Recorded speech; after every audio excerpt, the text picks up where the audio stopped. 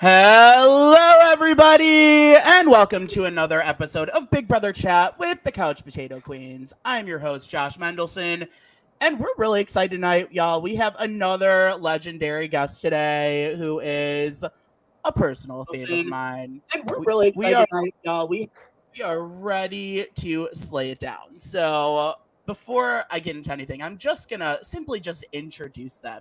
This was a member of the Cookout. This is probably, I would say, one of the fan favorite members of the Cookout. Like, amazing.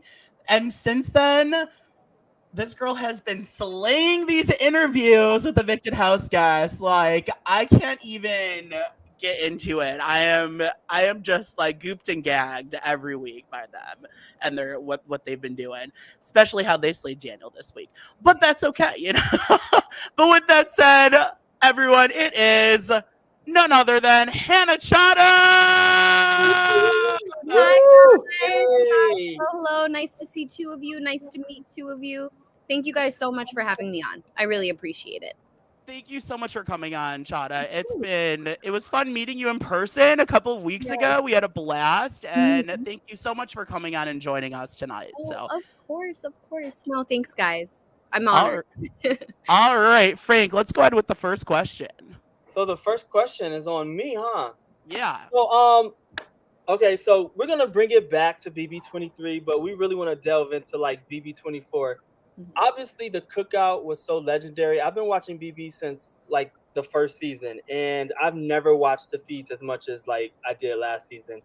You and Tiffany, you guys slayed. What you did for the culture was amazing.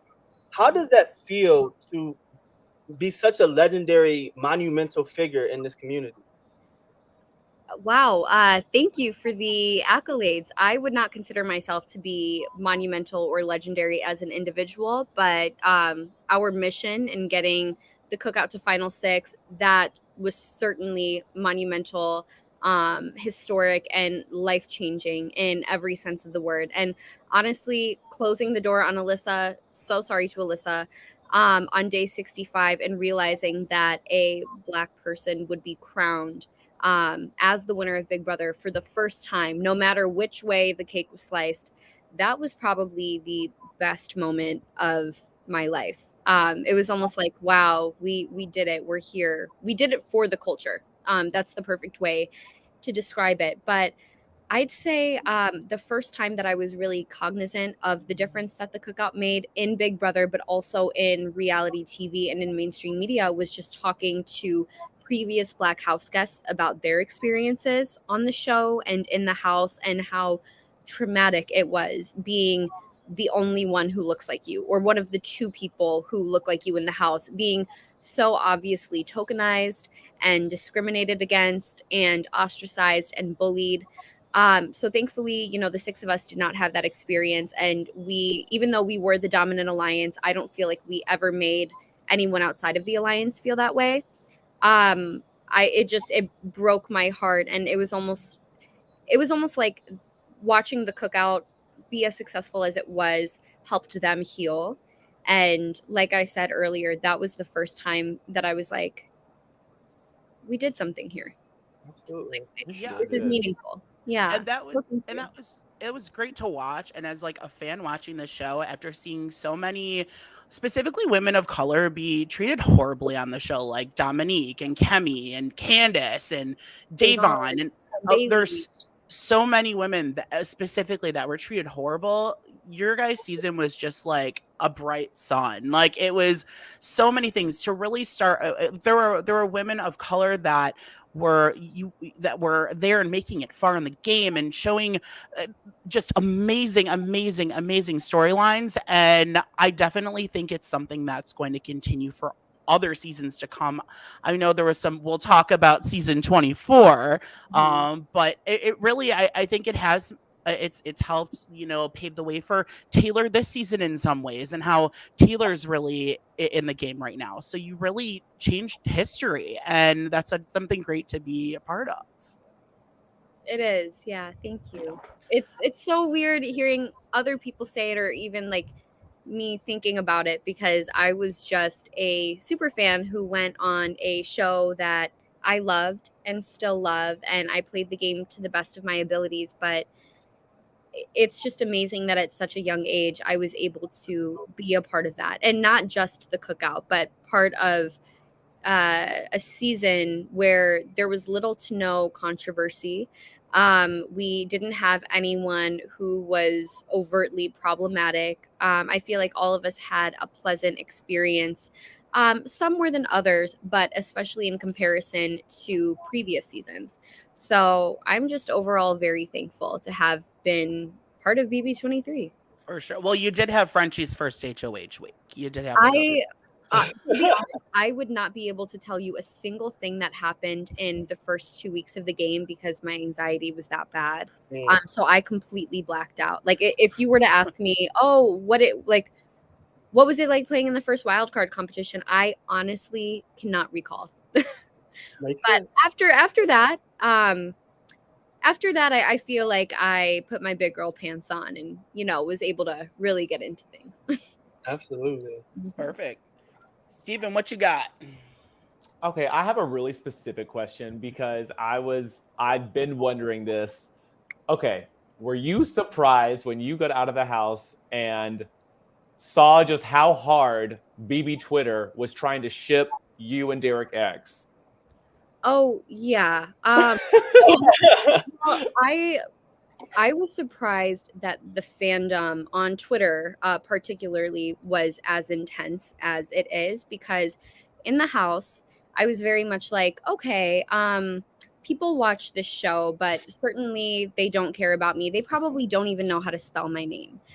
So I wasn't expecting any kind of attention, let alone people who don't know me or him to feel so passionately that two strangers should be together, even though we were very much like, you're cool, we're besties. Besties. And that's just what it was. So yes, that was overwhelming, I think, for both of us. I don't want to speak for him, but it was a lot. It was a lot. Yeah. It was like everyone was trying so hard to make it happen, like on Twitter the whole season, and we were like, no, he's with Claire. That part, yeah. I mean, that's like the most crucial aspect that we may be missing here. But no, we were very much best friends in the house. He was a great ally to have. Had my back like no other. Unfortunately, I could not have his. So sorry, DX, if you see this. No, but it was just, we were obviously very aware of our dynamic and our boundaries. So it was strange that other people were like trying to tell us how we felt. And even with other things in the game, like when fans would try to explain my rationale, and I would look at those tweets and be like, but that's not what I was thinking, or like, that's not what I did. It was different. It was not what I was expecting. Yeah. But the fandom is crazy. The fandom is out there. They are very passionate. Yeah, we are. One thing to know about the fandom is they change their opinion daily. Like, there's someone they might like one day and they hate them the next day. Like right now, it is happening in the house. Yeah, I would love your opinion right now on what's going on, like with Michael. And he's trying to form Team White Alliance. Isn't that Kyle? Kyle and Michael, yes. Yeah, okay. I wasn't aware that Michael was part of it. I sort of thought that Michael and Brittany are almost like grass blowing in the wind. Like they're going to go wherever there's space for them. They're going to go wherever the power goes. They seem like opportunistic players to me. And for a duo, I don't necessarily think that that's a bad strategy to have. Now, what Kyle's doing, he was in such a good spot before. Kyle and Michael were easily my winner picks as of a week ago. But Kyle, I think, is self-destructing because he's now divulged more game information with Alyssa, his showmans, and it seems like he's slowly but surely pulling away from the dominant alliance, and where he would be fully insulated and gravitating towards one person who doesn't have that much social capital in the house. So I'm like, Kyle, what are you doing? She's also like distracting. They're distracting each other, and I feel like he's now taken his eyes off the prize. And then also his paranoia about another cookout, a feast, a barbecue, a picnic, a takeout, if you will. Yeah.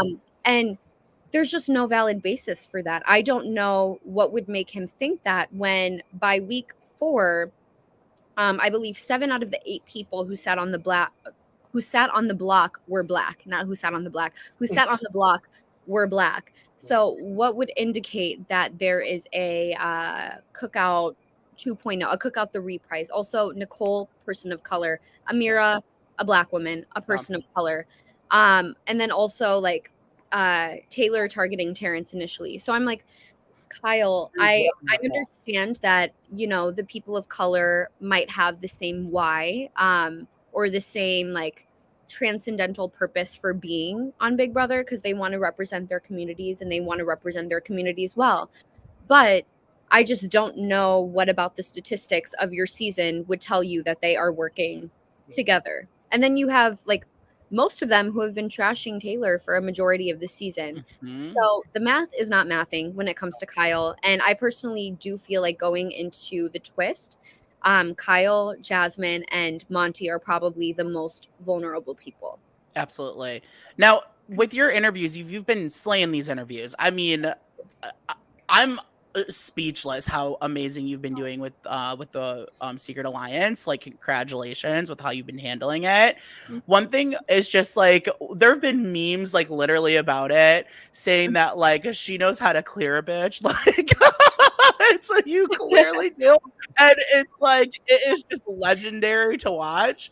But like what is like your thought process in these, and which one of these interviews was your favorite so far? Oh, okay, well, coming out of Big Brother, oddly enough, I was like, I would consider myself to be a shy person, shy-ish. So I did not. What am I trying to say here? Sometimes I forget how to speak.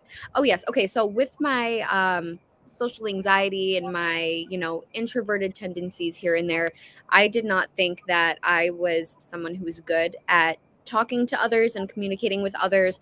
But after coming out of the Big Brother house, I was like, I could totally see myself being a correspondent or like a podcast host or an interviewer because I have an inquisitive mind, and Big Brother kind of taught me that about myself. That was one of the main things that I took away from the season. So when Rachel and Jason were like, oh, we would love to get your thoughts about, you know, the first couple weeks of the season, I was like, done and done. Talking to two, you know, legendary, iconic players about Big Brother, my favorite game, and going back and forth, bouncing our ideas off of each other, like sign me up. 3 of my favorite things to do. And then I was like, wait a second, can I be part of the exit interviews? And that started with Amira because Pooch and Paloma didn't get any press. So with that, I was more conservative in my questioning because I was like, this is someone else's podcast. I don't really have the reins here. But by the next week, they definitely gave me more creative freedom. And I just kind of took that and I ran with it. And I do feel like I'm getting better and better from week to week. And that's the goal here. And with my style of interviewing, I want to hold people accountable. I want to help hold a mirror up to them so that hopefully they can reflect and grow. But I want to do it in a polite and respectful way because the last thing I want to do is have people feel like they have to be defensive with me because then that's not a productive conversation. So that's sort of where I'm coming from and I'm learning. Definitely, like you're very vocal on Twitter about like, you know, I mean, like Period. all of us, you know, you are a super fan. We're all super fans about, you know, certain distaste for certain actions in the house. Mm-hmm. Is it awkward like with Daniel? Like, let's say after the show, you know, he's a part of the family now, the Big B family. Do you think it's going, you know, quotations? Do you Him and think, his cameos. you think that's going to blow over, or is the damage pretty much done? Like Like within between me and him? between like you like yeah, and like the BB community of like actual house guests. Like, what do you think? Yeah, that's a good question. I cannot speak for anyone else besides me, myself, and I. If you know Daniel can, if from Daniel's actions after the season, publicly and privately, like within the BB community, if those actions show me that Daniel has taken full accountability, that he's completely apologetic, that he's willing to put in the work to mend things with Taylor, the person who, you know, bore the brunt of his outbursts in the house, his misplaced outbursts and his microaggressions and his just overall problematic behavior, then maybe I will be willing to be cordial with him. I am the type of person that doesn't need very many friends. I'm not really in the market for new friends. So I don't know if a friendship will develop between myself and Daniel in the future. In fact, I just don't want a friendship between me and Daniel. But Period. then, Cleared. Daniel will be doing his thing in Vegas. I will be doing my thing in LA/Chicago, and that'll be that. As of right now, I don't plan on having any communication with him until, he proves to Taylor that he means business in terms of like his own introspection. Absolutely. So, of the season's cast, who do you potentially see yourself forming a friendship with or being close to? I have not said a single thing about who I've definitely been vocal about who I dislike, but I haven't said a single thing about who I like, just because we've seen with Kyle, like, Twitter was really hyping up this man, saying like, oh, this man is the new like Lord and Savior. Like, people were really gassing him up and almost giving him like that savior accreditation, like, oh, Kyle's like, oddly enough, Kyle, this Mormon 29 year old man who's incredibly sheltered, is the one who's single-handedly saving the season, and I guess like bringing Taylor into these critical conversations and looping her in and making sure that Taylor's taken care of, only for him now to accuse the POC of working together and proposing this all-white counter-alliance. So we've seen how quickly people can fall from grace. That's why I will not say whether I like these people until September 25th. But Taylor's the only person that right now I would be honored to embrace Taylor as a sister, because even though she has not spoken to me and I haven't spoken to her, and I think we're like close enough in age, I just hope that, within the next couple years, I am I have half the character that she does. Like, she is someone that I look up to and I can see myself continuing to look up to. So Taylor's the only person as of right now. Well, you'll have to come back and visit us in Detroit, because that's where Taylor is as well. You already know. Oh, for sure. Yeah, Taylor no, and I Tiffany, love that's a Detroit. deadly combination. Well, Right. me and V will. Tiffany, me, Taylor, and Azza taking over Detroit, taking Oh, over. yeah. My God. Me and V will take y'all to gay karaoke. Okay, it will be fun. Fun deal. Wait, okay. So when we were in Detroit, we went back to our Airbnb and did karaoke. It was the most random combination of people. Me, Chanel from Survivor, Love her. Moose from BB Can 10, and Derek X from BB23. And we karaokeed until 5 a.m. Like, we were in it to win it. So sign me up. You let us know. We will take you out. V, do you have a question for Chaddha? Yeah, absolutely. Actually, now that you're talking about Taylor, of course, our girl, podcast favorite of the season, how do you think she's doing playing this HOH game this week? Because honestly, we've been waiting around for this all season. So That part. Okay, well, I think people are very critical of Taylor's HOH, and I think that's partly because Big Brother, the fandom, has not only idolized her, but she can do, or for a while, she could do no wrong in the fandom's eyes. And now that, she may have made a faulty misstep over here, or maybe misjudged so-and-so over there, she can't catch a break from the fandom. And that's, excuse me, another example of how precarious the fandom is, and how things can really just change like that. With Taylor, you have to remember that for the first 3.5 weeks of the game, she was completely isolated by the other house guests, and bullied and deprecated and almost dehumanized by them within the context of the game. And then for the next 2 weeks, even after the leftovers formed, for the sake of appearances, she had to keep that up. She had to isolate herself. So now that she's finally in power, I almost feel like she's so scared of being shunned by the house again for not making everyone in her alliance happy, that she is overcompensating and really just wanting to hear everyone out. And if so-and-so wants the target to be Alyssa, okay, well, to make you happy, we're going to make the target Alyssa. And then so-and-so wants India. Well, to make you happy, let me just throw Indy and Terrence on the block. We can backdoor Alyssa. Oh, you don't want Alyssa to go home? Okay, well, are you guys cool with Indy going home, even though I personally want Terrence going home? Oh, you guys want Jasmine? Well, that's the one point that I'm going to push back on.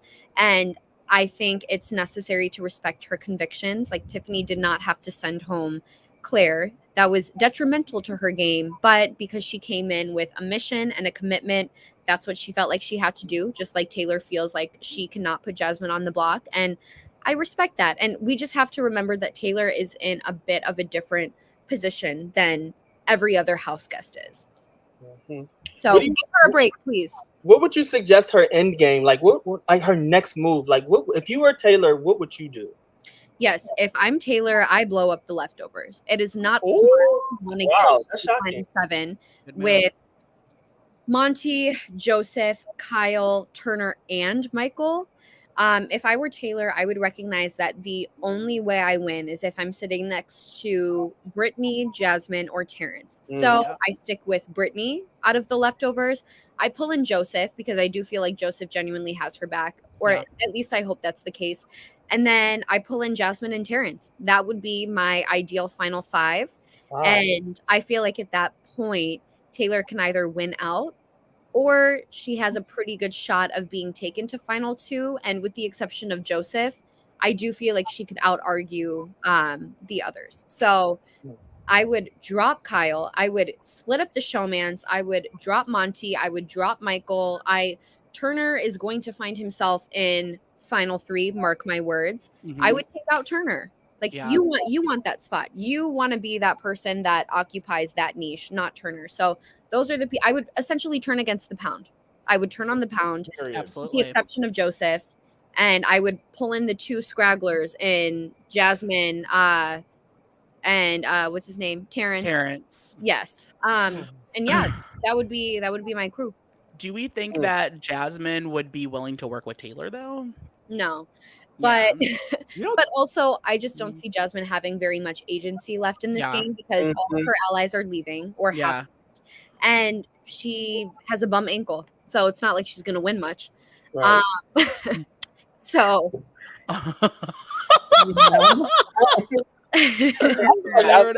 Dislike Jasmine. I feel like she's going far, no matter like whether we like it or not.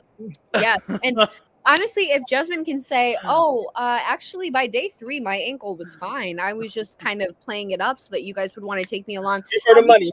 I would give her the money. At that point, give it to her. Right? You give her birthday that she's been wanting so bad. It's turning into a bar bat mitzvah. I'm Jewish, so it's like, I'm like, this is about to be a bar bat mitzvah for Jasmine's birthday this year. Like, what is? Jasmine is playing her own game. Like, to me, it seems like she has her own, like, you know how in TV shows there's always like a subplot that has really nothing to do with the main plot? That is Jasmine this season. Right. And she's in her own world. Yes. Mary like, Ryan Murphy, No, American remember Horror how- Story. Remember how in Friends, like 4 of them would be like part of the main plot of the episode, and then Phoebe would just be like, I don't know, in the coffee shop, like worried about bread or something. Like, Jasmine is the Phoebe Yes. this season. I'm like, girl, Love what are you that. like? What are you doing? Stand up, like stand up on one ankle. Stand up on one ankle and do something that's like Oh my God. consistent, getting you further.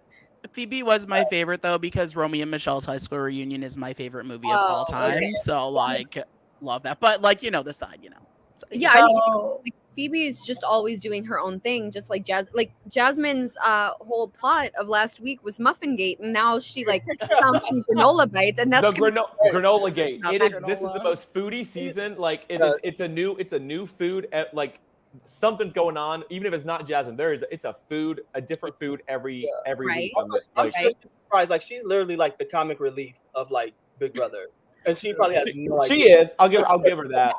if Jasmine wasn't so like unlikable, then I would probably be a Jasmine stan, because at the beginning I was like, on Twitter, I was so vocal about wanting another Raven. I was like, I love watching What? play this game. Like that I listen, I followed Big D around the house and I was attached to that man's hip because he was so entertaining to me. Okay, so did you guys know he was casting to a vote? Like, did y'all know about this? Though, what is happening? Like, what? No. Was this like purely what he wanted to do? Like, did he think that's what he had to say? Like, what? Big D will say some words wrong. So that doesn't surprise me, but like Jasmine just would be that person for me, except she's so mean that it makes it hard for me to be a Jasmine stan. Facts. Mm-hmm. So one quick one, because I think I may have said this in person, but I can't remember. Yeah. If you have any advice for somebody that is going to try to be on maybe the next season, like what would your best Big Brother advice be? Yes, you did ask me this in person, I remember. My biggest piece of advice, and I feel like house guests don't say this enough, is you're playing a game with production. So yes, you're playing a game in the house, but some people like go in that DR and they're like, oh my God, okay, I can turn my brain off. I don't have to be playing right now. Let me just give them some lines and that'll be it. No, you are you never stop playing the game. And the second you stop, that's probably the second you've become the house target and you're about to be evicted. But in that DR, pay attention to the questions that they're asking you. For example, last season, me and Tiff had this theory that the guys were working together within the cookout, and it wasn't confirmed because we felt like X had multiple options, Kai had multiple options. We felt like Big D was the only one that was truly loyal to that final three. But then the DR would ask me so many questions about like the guys, the final three being the cookout men. And I was like, okay, you guys are trying to tell me something. So just pay attention to what they're asking you. Pay attention to the order of voting because sorry, my mom's in the back. Shout out to Laura. Hey, Laura. But the last couple people that they have vote, those are maybe the people that are playing the middle of the house, the people who are the swing votes of the season. So those might be the people that you want to bring in, that you want to get close to. What's another thing? Oh, pay attention to who's getting the most DRs. Like I would almost count like, okay, Tiff's been in the DR this many times today. Claire's been in the DR this many times. Frenchie's been in the DR. That can tell you who's narrating the season, which means that person probably has more insight than the people who are not getting called into the DR because those people are probably clueless. So those are things that you need to pay attention to. And I think that can tell you way more about the game than your fellow house guests who could very easily be lying to your face. Love that. Chaddha, okay. Steven, you have the next question. I do have a question that to get off of BB24. Were you a fan of the spinoff, I guess, Celebrity Big Brother by any chance? I was. Wait, you mean like this past season of Celebrity Big Brother? Yes. I was very invested in Celebrity Big Brother for obvious reasons. Yeah. Okay. Yeah. Any opinion? Yeah. Anything you could say about Celebrity Big Brother was a hot mess. It was something that I was so excited for because I had a personal connection to one of the house guests and because this was my first time experiencing a season in real time. So as a super fan, I was ready to go. And this, I believe Celebrity Big Brother was its first season back after like a 2 or 3 year hiatus, a 3-year hiatus. And then the season it kind of fell apart. And then as someone who was connected to one of the house guests, I also received quite a bit of backlash, almost like I was personally responsible for a grown man's actions inside of that house. So it ended up being unfortunate for me, even though I was very excited. It was a lot. It was like everybody was like expecting you guys to tell this man like how to play his game. It was so frustrating as a fan, as a viewer, as a Twitter person.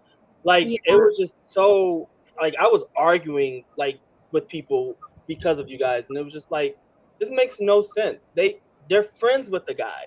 That doesn't mean that they're like justifying his actions or previous actions. It's ridiculous.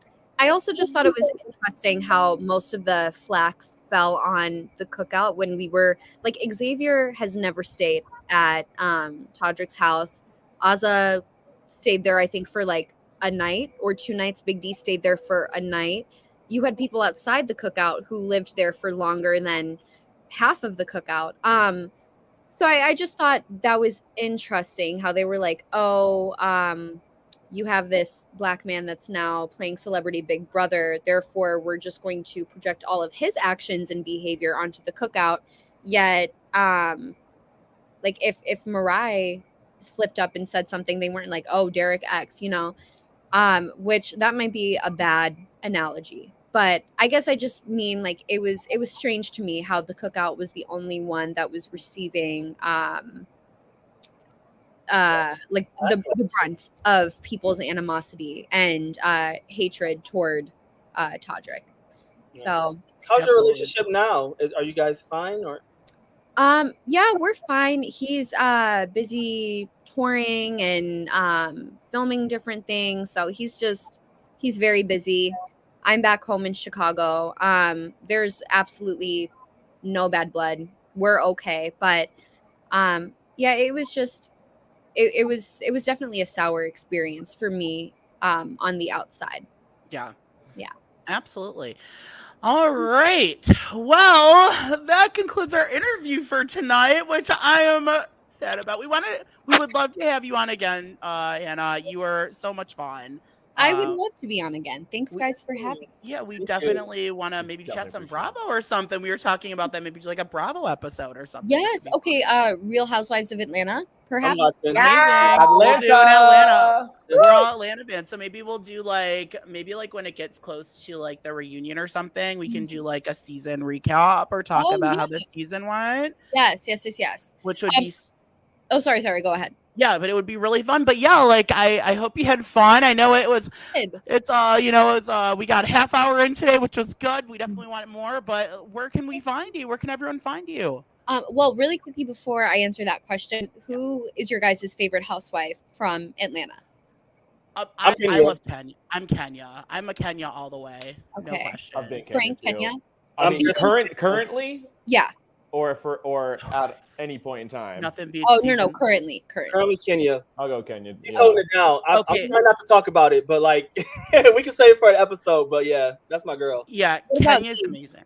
Oh, I think I mentioned this at the bar. I'm a Nene stan, obviously. Oh, but currently. That's what I'm saying. Currently. I actually haven't even been watching this season. I know. Oh yeah, Marlo. I also love my Marlo too. Marlo got her peach. Marlo's messy. She's trying too hard. I think Drew's got to go. Just saying. I'm just saying. Oh, okay. Well, Drew's from Chicago, so I have to support.